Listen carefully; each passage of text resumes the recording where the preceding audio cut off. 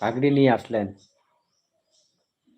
তার তার বাড়িটা হলো ইন্ডিয়াতে মেওয়াত নামক তার বাড়ি ছিল, তার জন্ম।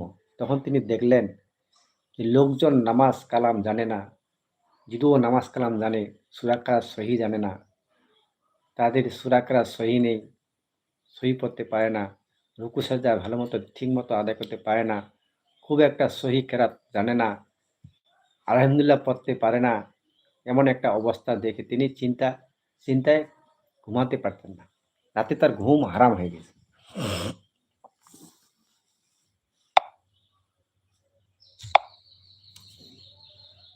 রাতে তার ঘুম হয় না।